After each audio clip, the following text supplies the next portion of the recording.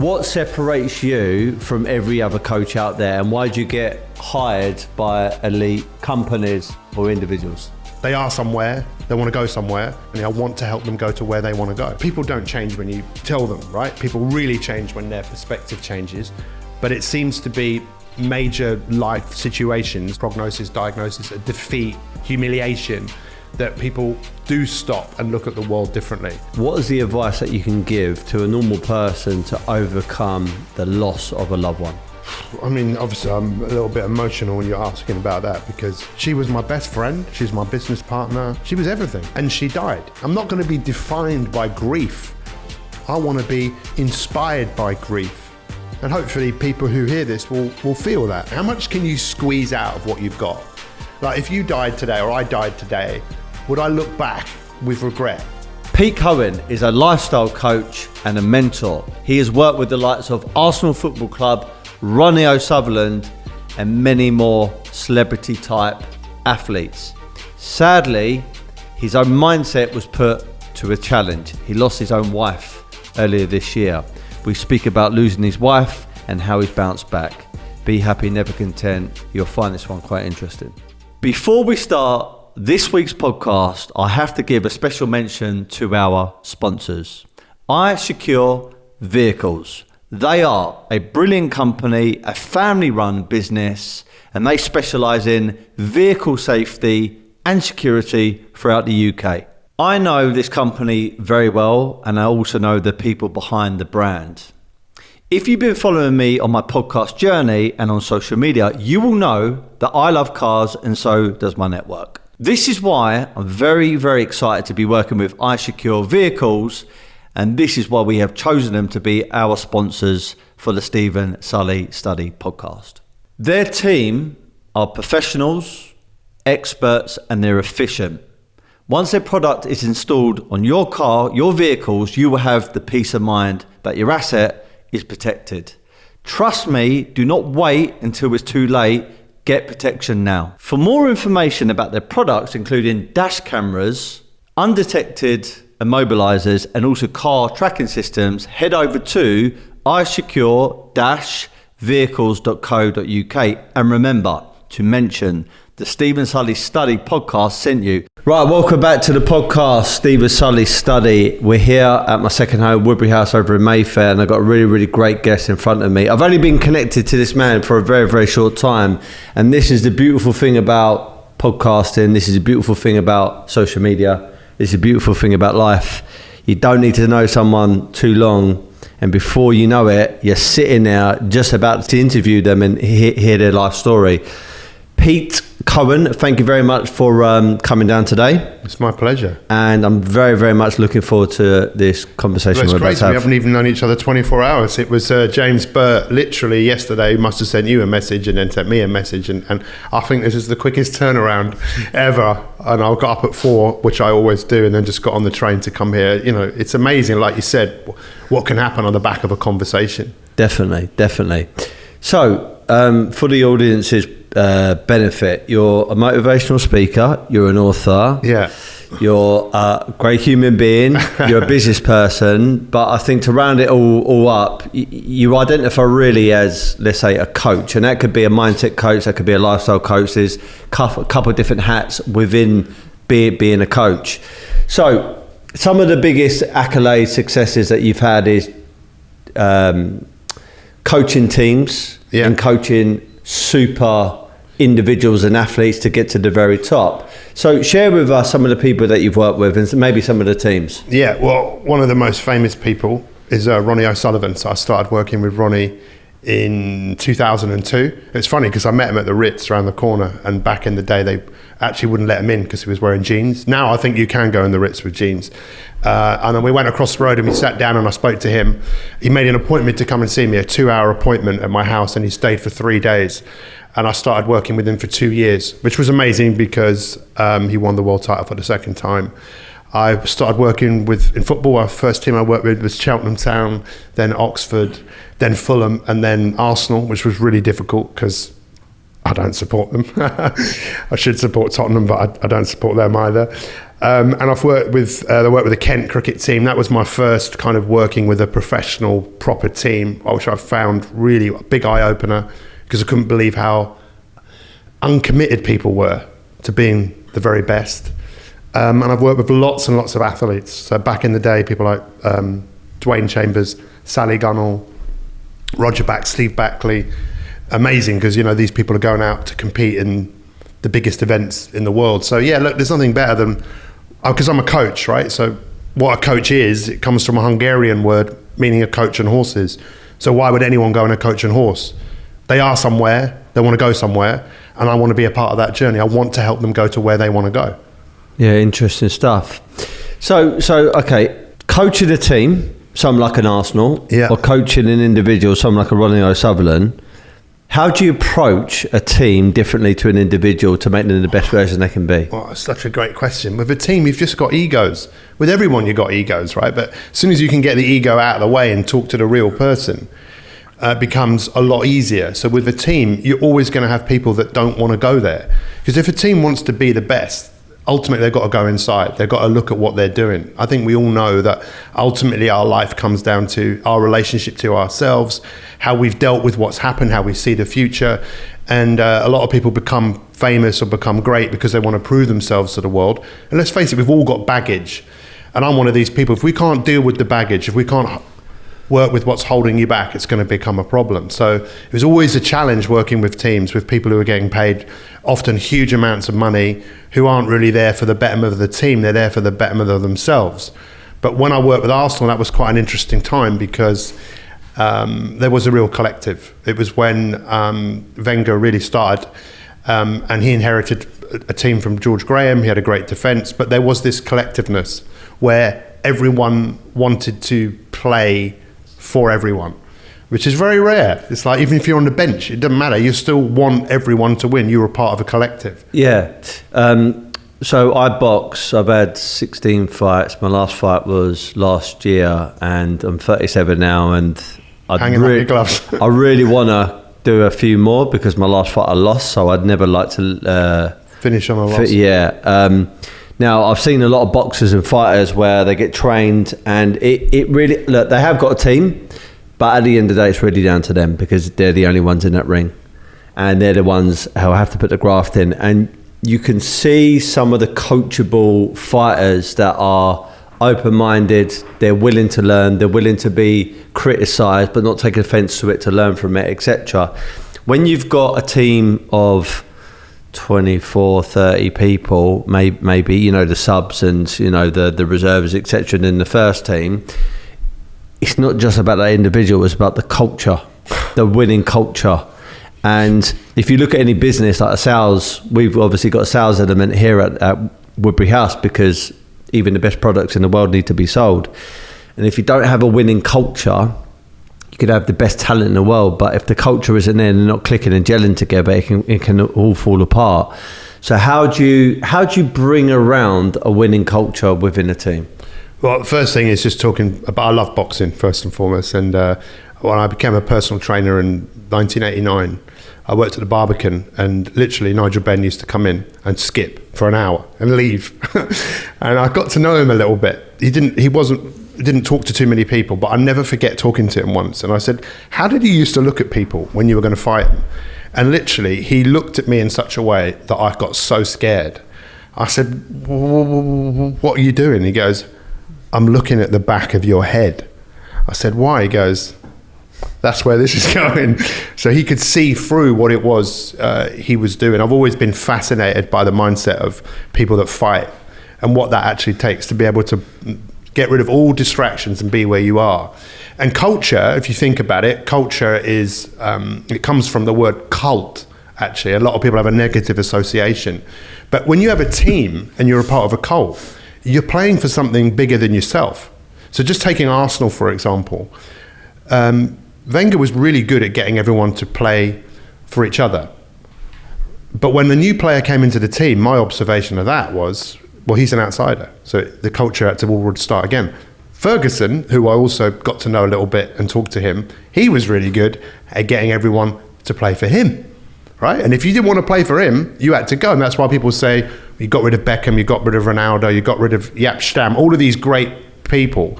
Why? Because he perceived that they didn't want to play for him. He kept Cantona because Cantona still wanted to play for him even after Cantona kicked the Crystal Palace supporter in the chest. Take it to another level and you see what Klopp and Guardiola have done. So I know this because I know people that are involved in that setup. Guardiola is amazing. It's like, it's not about just playing. You play for me, you play for each other, you play for the team, but you actually play because you know that there's more to you, that you've got more to give. So he's got all of these people to play for themselves, each other, but also for the fact, how good can you actually be? Forget the money, how good could you be? And that's the thing which I find most exciting, when you can get people to be a part of a vision that isn't just what they're doing today. This is going somewhere. We're cementing legacies, because it's not about winning. It's what you do when you've won. That's when you start to see great legacies coming about. And this is kind of the big difference between the Messis and Ronaldos versus many other footballers out there. Many other footballers, part of a winning team. Many other footballers are paid a hell of a lot of money. Many other footballers are very, very famous. Many other footballers are very, very good, and they will always be remembered as being very good. But then you have people which are phenomenal, and these are the type of people that even after a game or after training, they're training themselves even more, whether that's recovery, whether that's reading a book, whether that's researching nutrition, they're on it all the time. On that note, just a quick question, who is the GOAT, Messi or Ronaldo? Well, I used to say Ronaldo, but I'd say Messi now. I don't know why. I think they're both incredible. I think what they represent is how good can you be, and they want to eke out every bit of greatness. I'm sure they're into money and everything like that, but I hear people I know talk about them and how actually incredibly kind, giving people they are, and they want to be examples to others. They want to show what you can do. How much can you squeeze out of what you've got?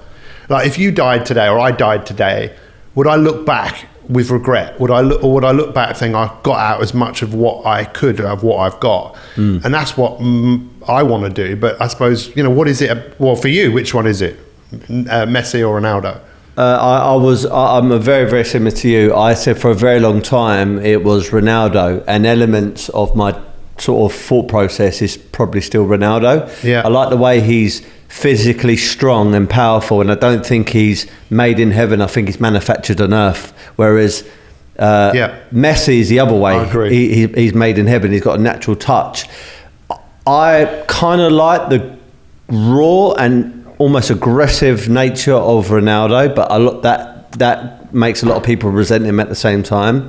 Whereas Messi seems a lot more humble and a lot more of a people's person.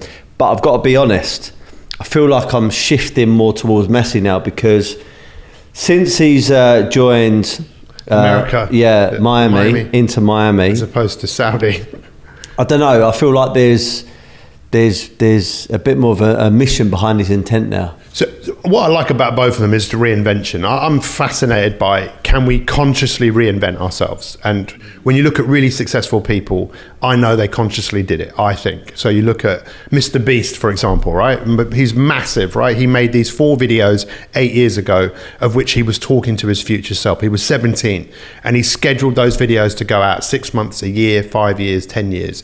After 5 years, he went from 14,000 subscribers to his then 40 million. Now he's got over 100 million. He knew who he needed to become. Gandhi's another example. Gandhi said, to be the change that you want to be in the world. He consciously knew who he wasn't good enough. He had to become someone else. So when I heard on your podcast the fact that when you were 16, you were a plumber, right? You've reinvented yourself. And then you just told me before about you were working in an industry, and then you showed some knack for art, and now you're in another industry. You are not who you were. Did you consciously choose to be the person that you are today? Probably not. I don't know. I didn't. It just kind of happened. But now I would imagine, I don't know, I'd be curious to find out, because I'm such a curious person. What's driving you now in terms of who you want to be and what you want to do with the time that you have? Because Messi, he's reinvented himself again. He's found another, hopefully afterwards, he'll find another piece to reinvent himself, to give his best self to the world. Defo. I'm curious to know that how do you put yourself in a position though where someone like an Arsenal or a professional football club or a high profile athlete who's winning world titles, how do they employ someone like yourself? And I'll tell you why. There are a lot of coaches out there. I mean, I can name a few. Tony Robbins, for example.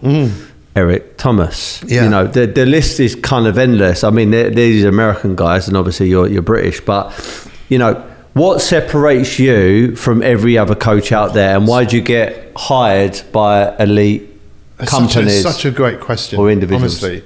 Because I was thinking about this when I was coming up. I like to be under the radar. This ain't about me. I mean, I know that sounds like a massive contradiction, but I don't want it to be about me. I want it to be about you. So if maybe it was more about me, maybe I'll get more work. I really don't know. But I've done the work. When I studied psychology at uni. I studied sports science, then sports psychology.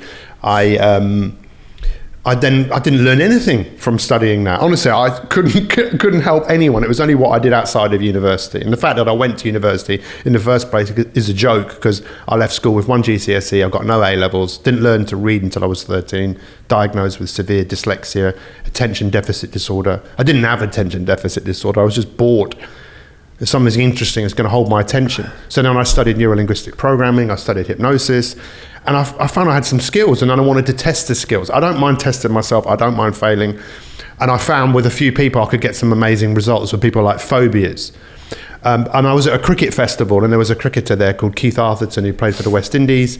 He was humiliated in the World Cup. He got out for 0-0 and 1. Someone introduced me to him, and I told him about what I did. Next thing I know, 2 days later, I'm at his cricket club, and I hypnotized him. I'd been studying hypnosis. I hypnotized him to think he was Viv Richards. Viv Richards, one of the greatest cricketers of all time. And I did such a good job that he convinced himself he was Viv Richards, that when he was batting and the other batsman was talking to him, he said he didn't think he was who he was. He thought he was someone else, and he got 178. That gave me more confidence to then start working with other people. I then got on TV. And then be on TV, having your own TV show. I then had an agent who was the agent to lots of athletes. So they eventually, you do the work and you get good at it, people start coming to you. I didn't have to talk about myself, because what you do should speak louder than you, to the point where people tell people about you. Do you know this person? That's exactly what happened with Ronnie. I didn't approach Ronnie. Someone approached him because they'd heard about the work I was doing.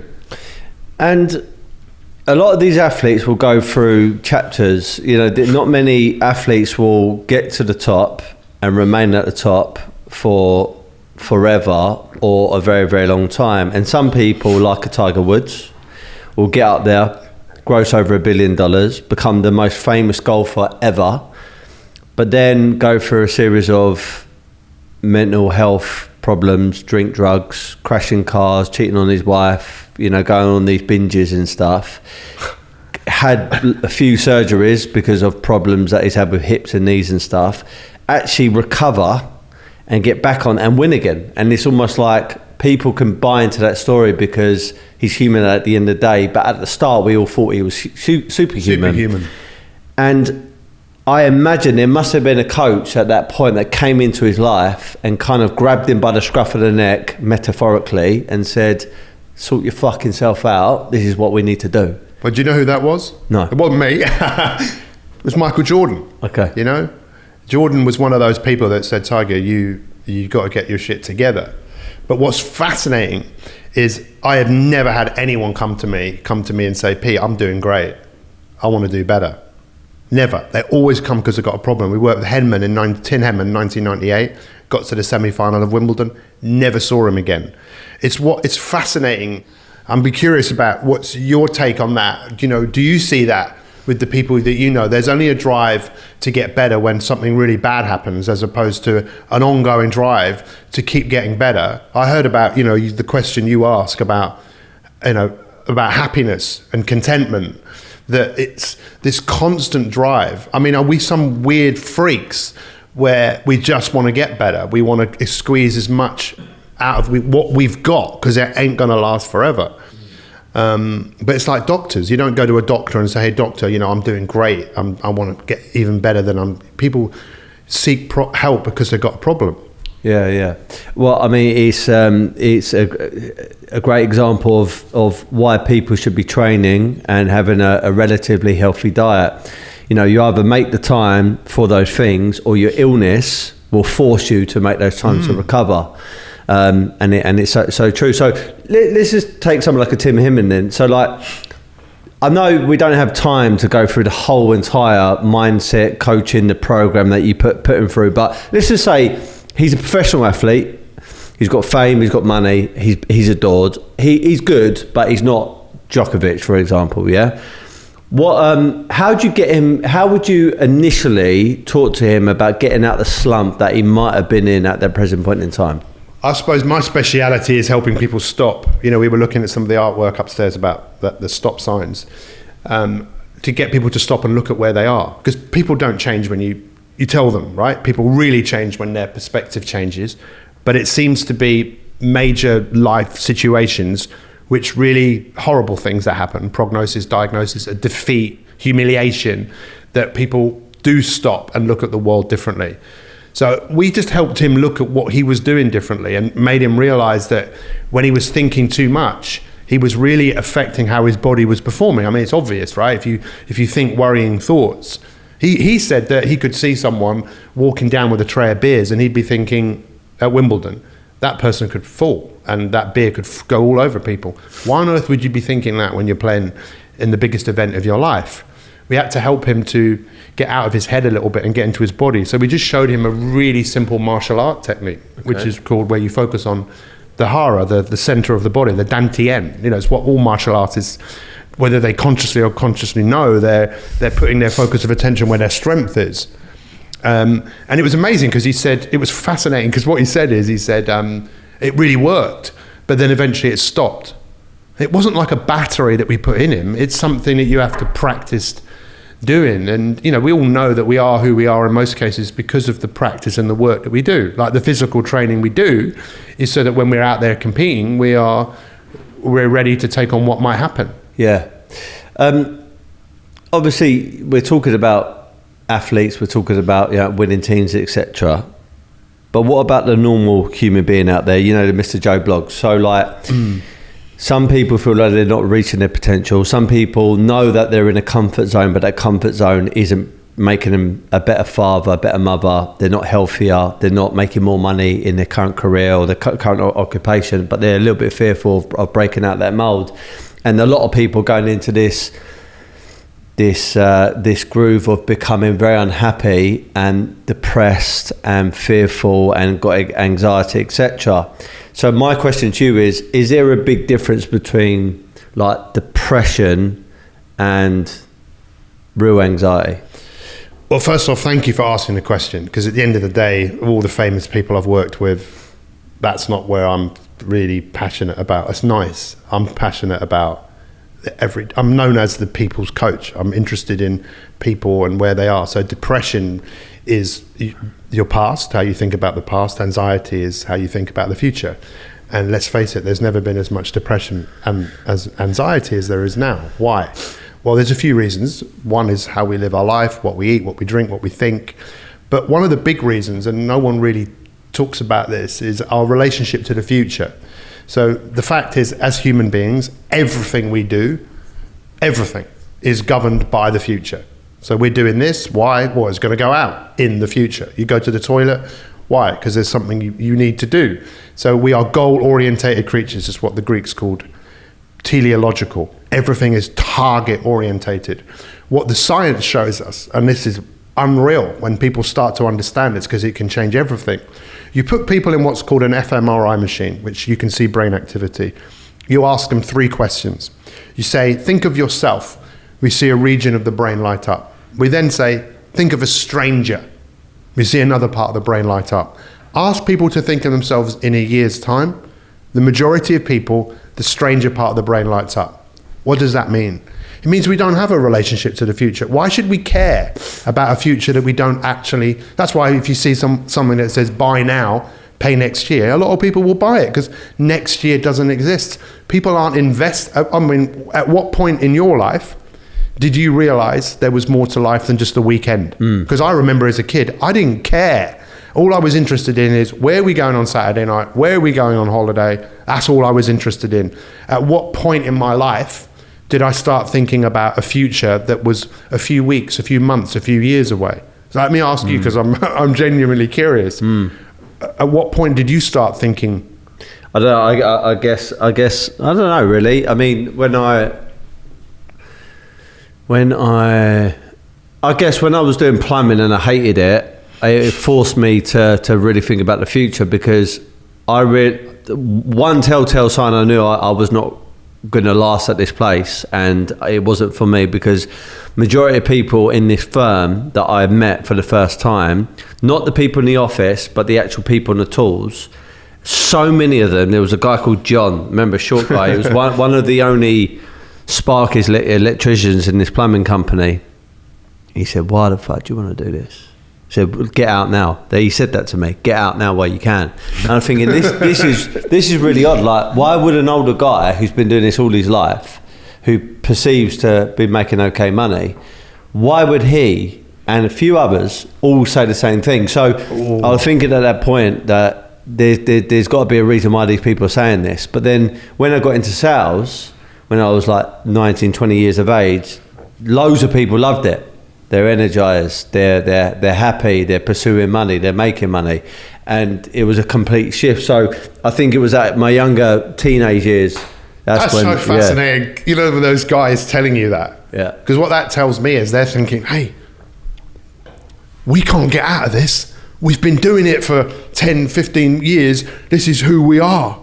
Don't get to where we are because we're unhappy, which is ridiculous, right? I can understand why they might think that they can't reinvent themselves. And Napoleon Hill in Think and Grow Rich, you know, in the 1930s was saying one of the biggest misnomers in the world is people, when they get to 40s, 50s, they think that's it. That's nonsense. I'm 53 and I honestly feel like my best years are ahead of me. I've got all of this experience, all of this wisdom. I'm ready for reinvention. And I'm not saying it's easy, but that's fascinating. So you got out, right? Definitely. What got you? I hated it. And what did you hate about it? I hated being dirty. I hated being uncomfortable. I never wanted to do that. I never wanted to become a plumber. So why did you do it? Because it felt like the right thing to do, or you could earn money? No. I became someone else's plan because I wasn't firm on my own plan. I wanted to become a Marine. I went to sign up to be a Marine. My mum and dad told me after I signed up that I was going to get killed. So then my mum was playing at a private golf course, and they both said to me, look, if you get a trade, you'll never go skint. And I remember that term, and I was thinking to myself, being skint isn't on my mind. Being fucking wealthy is what I want to be. But their thing was, you won't go skint. So she got me a job interview with Priory Mechanical Services, which was a firm in Pope Road in Purley. They were heating engineers and plumbers, and I got the job, and I stuck at it until I qualified for like 3 years. And then a few months after I qualified, I left because I hated it. And I just didn't like anything about it. It was not my mission. Well done for getting out, because a lot of people don't do that. They continue to do it for the rest of their life. I introduced Stephen Bartlett at an event, and he said something to me that it just blew my mind. He said when he was 50, I've got this because I often just go and watch it. He said when he was 15, he actually knew who he was pursuing, you know, to the point where his mum said, if you leave university, I'll never talk to you again. But in his mind, and I think I didn't have that. I didn't know I'm going to meet the person I'm going to become in 10 years time. And that's who I see. So for example, when Ronnie came to work with me, he made a 2-hour appointment. He was there for 3 days. He needed to talk to someone. He was not in a good place. And we know that's one of the greatest things we can ever do for anyone, is just create a space where we can listen to them. After a couple of days, I asked him what he wanted, and he said he wanted to win again. So I said, how would you know that you had? And then he pictured himself holding the trophy again. I said, was that you in the past? Because that's what often people do. Or is that you in the future? He went, no, it's me in the future. So then I said to him, which I say to everyone I work with, the person that you see, that isn't you. That you could be that person. It's whether you want to become that person, because that person has made fundamental changes in their life. They've stopped doing things and they've started doing things. And it's whether you want to bring that person, paint that picture, paint that canvas. because if you're going to do it, it's going to be hard. Yeah. It's going to be resistance. It's going to be part of you that doesn't want to do it. It's what, do you want to do the greatest work of your life? And I think the greatest work of our lives will be who we ultimately become. And it's sad when you hear people like that think, get out. You don't want to be where we are. Well, that's sad, right? Of course it's a sad story. Yeah, that was the thing that frightened me, because I could see myself in them. They were looking at me like, you've got youth on your side and you're coming into this for the first time and you don't actually know what you're getting yourself into, and this is like a prison here. Like, yeah, that's what I was picturing in my mind when you were talking about we're in prison, we can't get out. And on the building site, some people listening to this right now would absolutely love to become a plumber or a tradesperson, and if they would thrive in that environment. And there are a lot of successful. I mean, I interviewed Charlie Mullins, who sold Pimlico Plumbers for 150 million, and he was once on the tools. So that he just shows you what's possible. But for me, when I was there, I couldn't see a way out. It was almost like prison, and I hated it with a passion. And then when sounds like going to school. I hated it. Like, some people there's no other way. I hated school, hated it, and I hated being a plumber. Guys, I wanted to hop on here to once again thank the sponsors of this week's podcast, iSecure Vehicles. When we were searching around for sponsors for the channel, we honestly wanted to get a brand, a company that would give massive amount of value to our audience, and that is definitely iSecure Vehicles. They have a wide range of products which are designed to keep your vehicle, your asset, safe and secure. Some of those products are dash cameras, undetected immobilizers, and car tracking systems. Head over to iSecure to look at their products and make sure you say that the Steven Sulley Study podcast sent you there. Even today, I know how to do some plumbing stuff. I refuse to do it at my home. The mental health issues in the construction industry is really, really scary. I know someone who works in that particular area. And it's sad just how people are suffering when they don't need to, and just being open to the possibilities that exist for all of us. Yeah. Rather than waiting for a prognosis or a diagnosis or a disaster for us to decide to change. It doesn't have to be like that. Yeah, totally. And one thing I realise is a lot of these people, they got the mortgages, they got the families, and even though all these things are great, they're actually the same things that trap them. They felt anyway in their own mind that why they couldn't leave that profession. I listen to a lot of podcasts, I read a lot of books, and I'm around a lot of successful people. And there was a interview that probably so many people have watched, which is Steve Jobs, who founded Apple. Steve Jobs got a terminal cancer. At the start, they thought it was a terminal cancer. Then they realised it was a very rare type of cancer, and he overcame this cancer and lived many other years, invented many other things for Apple, and unfortunately eventually did die from the cancer. And one of the conversations and speeches he gave at this campus university, when he was talking about the biggest motivator is death. Because when you look death in the eyes, like he did, he realised that he's not invincible and time is ticking, and the only thing that we've got is the here and now. As you mentioned earlier, you can't go back in the past, and tomorrow is not a guarantee, so you've got the present right here, right now. And when that he said that, I want to say it clicked, but I'm not going to lie and say it clicked forever, because every so often you've got to go back to these conversations and realise and just remind yourself that you've only got the here and now. And we spoke off air and we spoke on WhatsApp about some of the biggest motivators for people today, including your good self, is the prospects of us dying. What do you mean by that? Why is death such a motivator? I mean, look, first off, thank you for asking the question, because when you asked the question there, I was just thinking, okay, we are all going to die. And I think that's one of the reasons why a lot of people are struggling, because they probably know deep down they could be doing more, and there's something that's pulling them, something that they could do that would make a difference, because it's called a legacy, right? So most people want to leave a legacy. But death is a thing that people just don't really talk about it. It's a taboo subject. Yeah, should we not be teaching death at school? I think we should be teaching death at school, and how we view the future at school, and how we deal with trauma at school. Wouldn't it be great if we started teaching that? Because you know, a conversation I'd love to have with someone like yourself is, okay, you're going to die. What is it people are going to say about you when you've gone? Or what do you want to leave behind? As you know, because we've spoken about this, and I haven't publicly spoken too much about it recently, that, you know, my wife died in May 19th. Yeah. I wasn't that very long ago. This year? This year. Wow. She was my best friend. She's my business partner. She was everything. And she died. But it's crazy because my mum died 2 years ago. My dad died 5 years ago. So I feel like I've been in training to deal with death. But I think, you know what this cliche people say, your biggest test is your biggest testimonial. You can say that shit and it doesn't mean anything. Yeah. But my biggest test is to live in the honor of them. My dad always said, son, it's not what you know, it's who you know. By the way, as I told you, my dad was a military historian of the First World War. I asked him why he loved the First World War so much. He wasn't born during the First World War.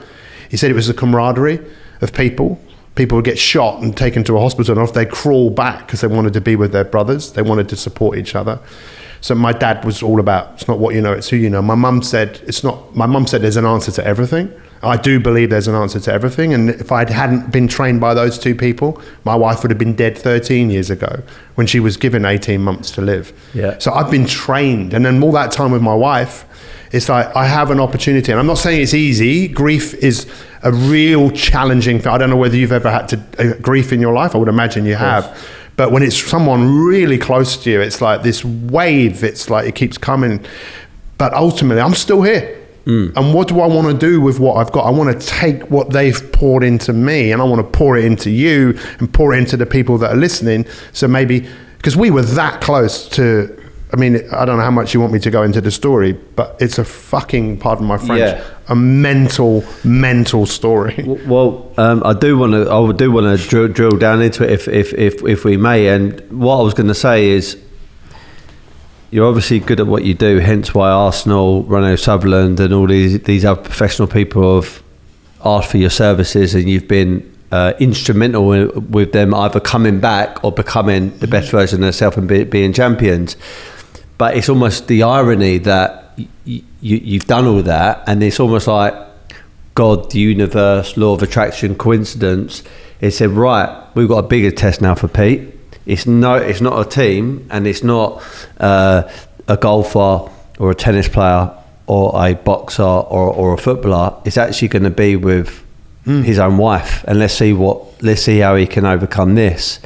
So if you want to take us all the way back, Hannah was your wife. Yeah, I met her. Okay, so thank you. Again, thank you. Because I know when I was coming up here on the train, listening to the podcast with G-Fresh, right? G-Fresh. G-Fresh. Yeah, listening. That I know that someone else is going to be listening to this and they might be inspired by what they hear. So I met my wife. I was keynote speaking at an event in Croatia, but the whole world stopped because it was the ash cloud. Do you remember in 2010? Yeah. So everyone stopped. Everyone in Europe, you couldn't fly. All around the world. It was one of those big stop moments like COVID, but obviously nothing like that. If that stop moment hadn't happened, I wouldn't have spent time with her. And he wasn't even that keen on her, to be honest. I liked her, but she used to smoke, she used to drink. I'm not a drinker, not anymore, don't smoke. But I liked her. There was something about her, and we became close. And after being with her for a year, she had a massive Grand Mole's t-shirt. It was like 20 minutes in my parents' house. It was really scary. And I was taken to the hospital, the Royal Free in North London. She was quickly diagnosed with a very aggressive brain tumor. She had an 8.5-hour operation on her brain. She had, and I asked how long she got, and they told me. They said, "Do you want to know?" I said, "Yeah, that's why I'm asking." She goes, "She'd be lucky if she's got 18 months." So my dad always said, "It's not what you know, it's who you know." Probably like you, I know a lot of people. I take huge pride in connecting people. I don't want recognition. It's like, who can we connect? So I had a coach for 16 years. He was from Dallas. He was from the Philippines. Lived in Dallas, called him up. He said, find people that are still alive with the same brain tumor and find out why. I never would have thought of that, as obvious as it is. And then he said, ask her what she's going to do when she gets better. I then said to him, I just told you she's been given 18 months. And I never forget what he said. He said, so what? People defy the odds all the time. Don't buy into what they're telling you. It's not not true unless you want it to be true and you want it to be a placebo. I parked what he said there, that bit about what you're going to do when you get better, because all I was interested in is her not dying. So I Googled lots of stuff, which is a dangerous thing to do with brain tumors. Brain tumors are not a sexy cancer, extremely aggressive. People don't last very long. I then found a documentary about this Polish doctor called Dr. Stanislaw Brzezinski. Huge amounts of controversy about this doctor. But I spoke to patients that have been treated by him. So I was then in this dilemma, $250,000 for the treatment. People were either saying he's a charlatan or we don't know anything about him. Hannah didn't want to know. She wasn't ready. But at one point, she watched the documentary twice. She called me up and said, we're going. So we went to America. She started this treatment. It was 18 months of this fluid going into her body. It was a synthesized peptide. So this doctor, his research was peptides. It wasn't cancer, but he found that people with certain diseases were deficient in this peptide. So he synthesized it. It was unreal. She came back to life. I saw a video the other day of when we were presenting, and you just see this person. I made a documentary about it because the doctor was being taken to court by the Texas Medical Board and the FDA in America. So I thought, I've got to film this because if he gets convicted, they'll take her off the treatment. So I filmed all of this, and it was a miracle. I fell in love with her. She stopped drinking immediately. That's not why I fell in love with her. Also, I had to step up. I've always run away from relationships. People get them to love me and then run away. Her dad couldn't look after her. Her dad was nursing her mum. Her mum had dementia, young. So her dad there was no one else. I had to step up. I had to be the man. I had to be a hero for her. And I'm glad I did, because she became my hero. 3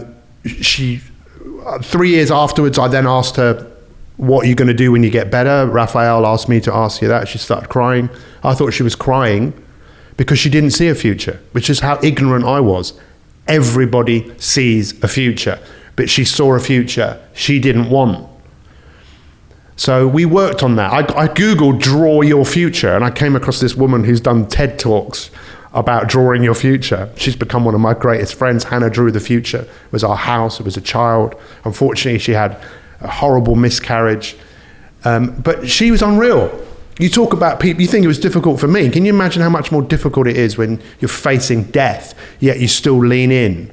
And it was amazing because she got so much better.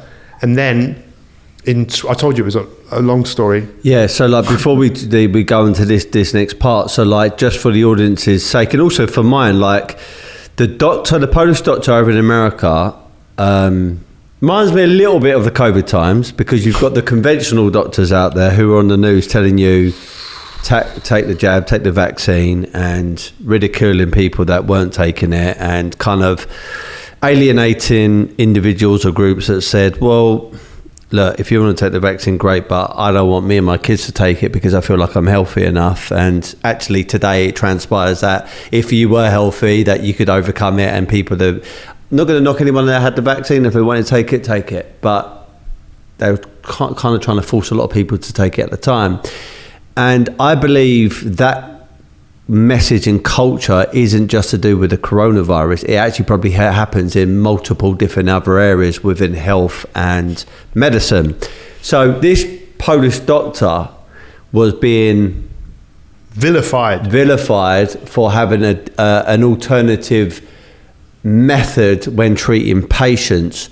Why was he being vilified, and why was he being singled out and treated as a wacko? But yet he was making people better, like your wife. I mean, obviously I'm a little bit emotional when you're asking about that, because it's amazing what people go through. People who are just genuine people. This guy there were so many people that were attacking him. And they're still today, they're convinced that the guy's a charlatan, yet now he can practice. Now it's much easier for people to get this treatment. And mavericks are always... Dr. Hilary Jones, who I know really well, TV doctor, he looked into this treatment and he said to me, Pete, I wouldn't stay here, I'd definitely go. He said on television, medical mavericks often get a hard time. He got vilified for 2 years, Dr. Hilary. Yeah. People attacking him, saying you shouldn't say this. It's people who go against the grain. Yeah. Let's face it, you go against the grain. I'm going against the grain. I don't want to be like everybody else. And if we decided to just do what everyone else was doing, she would be dead. But that's why I feel I need to talk about him, because more people need to know about him. And anyone can go and Google him and see for themselves Dr. Brzezinski. He said he grew up in communism in Poland. He said that was easier than being in America, where he's been vilified and taken to court. So this is I know there's going to be probably more of a complex answer, but if you were to give it in short, your wife at the time was diagnosed with very aggressive and an unsexy, your quote, cancer, and she had about 18 months if she was lucky to live. What was the conventional doctors advising to do at that point as far as treatment, medical advice, etc.? And what was the advice and treatment advice given by this Polish doctor? What were the complete polar opposites? Well, complete opposites is, surgery, which was obviously, I would imagine it was a good thing for Hannah, but radiotherapy for brain tumours, again, this is I have to be careful, I'm not a doctor, but you look at the research that shows that you radiate the brain, what happens? The research shows that in most cases there'll be a secondary cancer that comes back, not in the same place. That's exactly what happened to my wife. In terms of Brzezinski, in Houston, it was a question of this treatment, which was the synthesized peptides, also making dietary changes. He was massively into a ketogenic diet, get rid of sugar. And I don't tell you that over here, right? That cancer exclusively eats sugar. No one tells you that. I mean, I obviously knew that. And just your mentality, the mentality of you're going to get better. And that's where he was coming from. And it was amazing because she did get better. I mean, so better. But they call it anecdotal. That's why I called the documentary that I made Hannah's Anecdote. Because in the medical fraternity, I just said, that's anecdotal. It's a freak of, it doesn't sit into our reality. However, I understand how doctors have to be careful about prescribing and encouraging other treatments, because there are a lot of people, snake charmers and snake oil sellers, and who will abuse you. But there are people out there who have but they have to fight. No independent person has ever brought a drug to market. No one. It's all pharmaceutical companies. And pharmaceutical companies, I mean, let's face it, they want to make things for pennies and sell them for millions. That's not to say people don't benefit from pharmaceutical drugs, but it's an industry. It's a sick care system. 97.3% of Americans are unhealthy by 4 basic measures. Most people are creating futures they don't want. They'll end up being on medication for the last few years of their life, not really living life, but just existing. So she got better, and then there's like a second phase. What happened after that? So we got married, and my wife found a new career in making quilts, and she was really happy. She had no symptoms. She occasionally would have just a few headaches, but she's got a big hole in her head.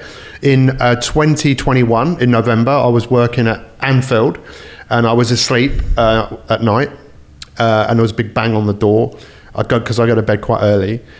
And I honestly thought Hannah had died. I don't know why, but she hadn't. She just had another seizure. It took a bit of time to work out what was wrong, but it didn't take that long for them to realize, okay, this tumor's come back. They did MRIs. They could see 4. This was now called a glioblastoma multiforme. 4 tumors. This is the most aggressive, one of the most aggressive cancers, the most aggressive brain cancer. They wouldn't operate too deep. They wouldn't give her anything. They offered her chemotherapy and brain tumours. I'm sorry, the science doesn't really just add up. We couldn't go back to America. Why? Well, because of a choice that we both had made, which is, about vaccination. Not getting jabbed. Yeah, and she was really in a bad way this time because it was in a different place. Her right side of her body was failing. She couldn't really get out of bed. She couldn't talk. And I thought this was it. I thought this was the end. I really, really did. I had given up. I was getting all of our affairs in order because they weren't in order. I then spoke to another friend of mine who's actually in London now, another doctor, a nutritionist. I've worked with Evander Holyfield, Yao Ming, Tyson Gay. He basically said, you can't give up. You have to find what else is out there. And thanks to him, I carried on. And there was a treatment in Germany that I found. And this is mental. A treatment where they put 2 viruses in her brain. The chickenpox virus and the Newcastle virus. Why? I don't know exactly why it was those 2 viruses. You put a virus in the body, what happens? your body wakes up to the fact that shouldn't be there. And what they were doing was, that shouldn't be there, but that shouldn't be there, which was these tumors. And literally, I saw every scan. We had to go to Germany for specific scans. They don't do these scans here. They're called a PET.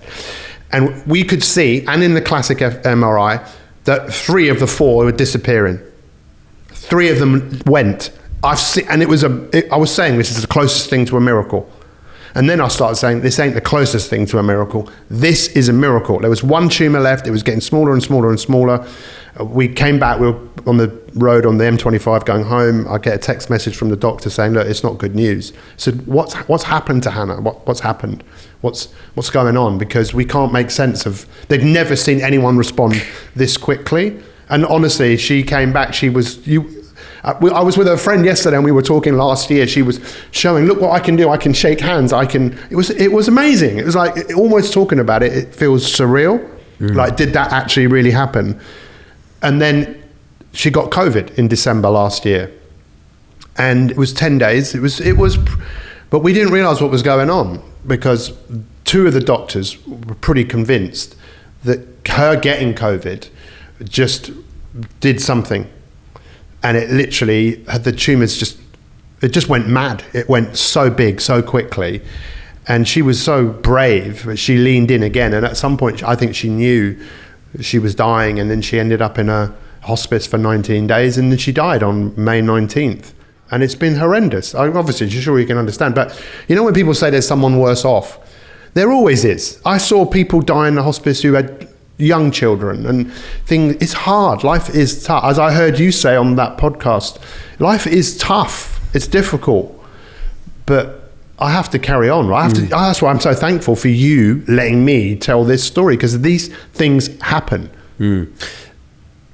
So losing your wife on that particular day, I don't want to ask you the question, how did it make you feel? That's but right. being a mindset coach, life coach, and someone that trains winners to become champions, how did you use your skills, your own mindset, and also your experience to overcome adversity because you lost your wife? Well, so the first thing is, I don't mind you asking me that question, because the first thing I felt was relief.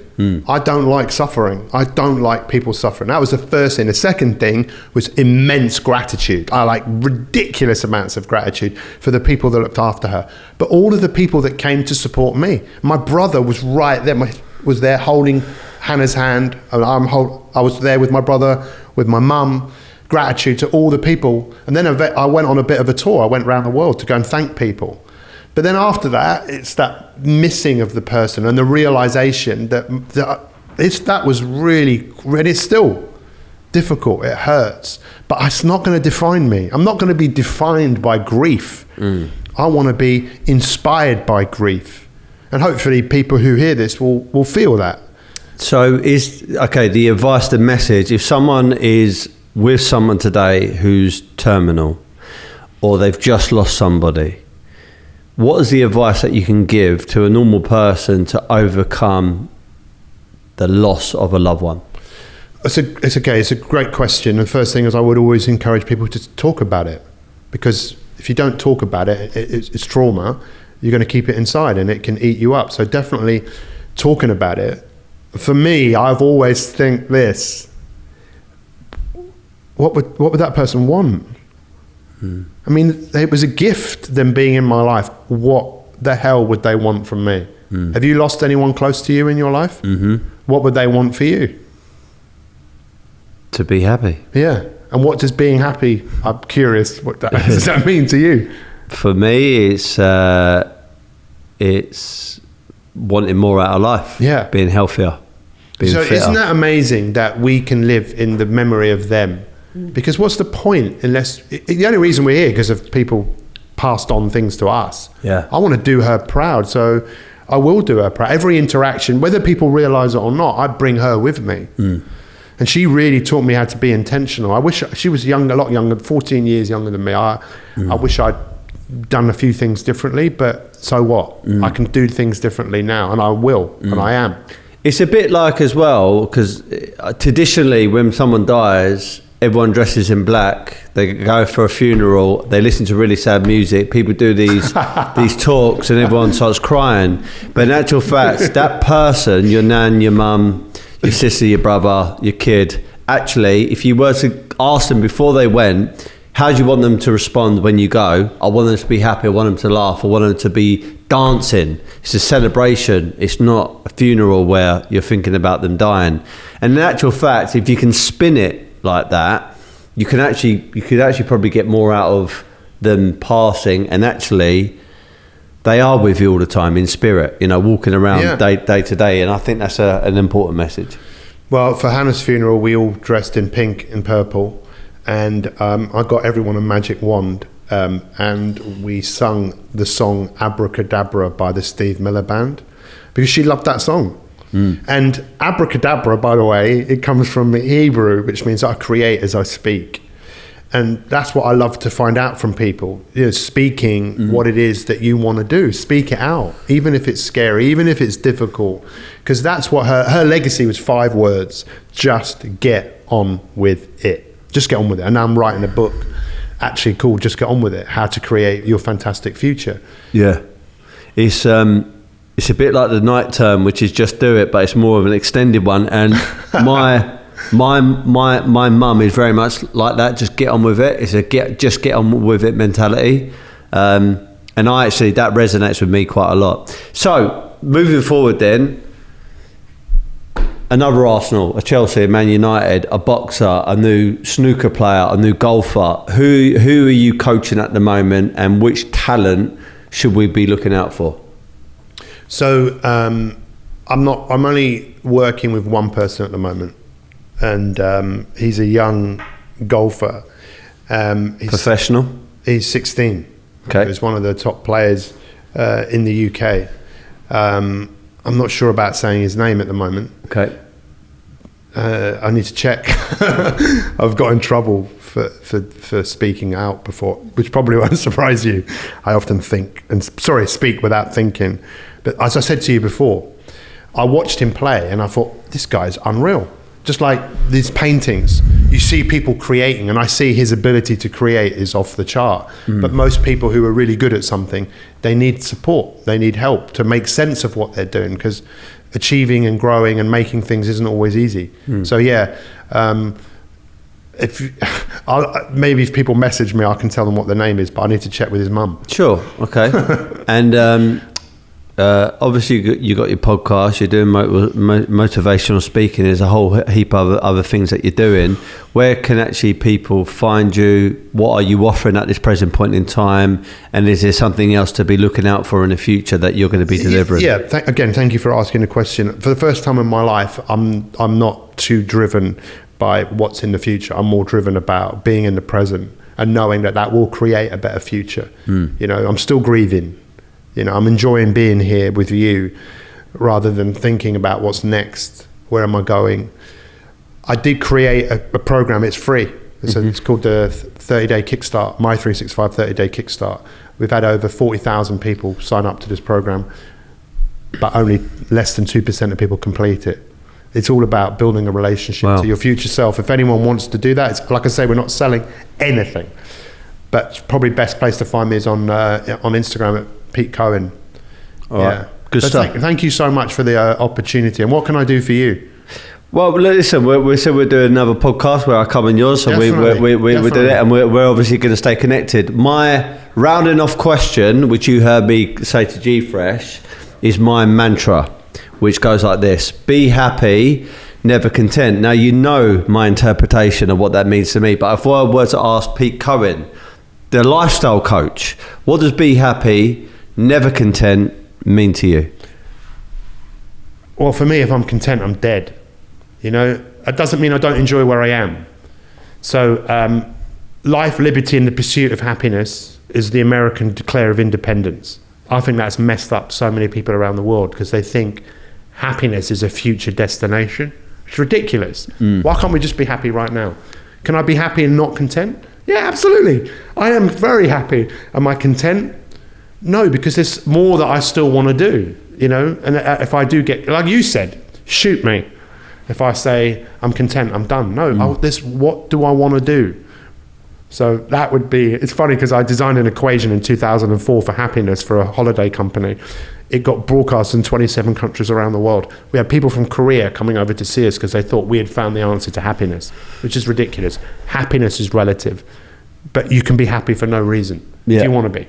Yeah.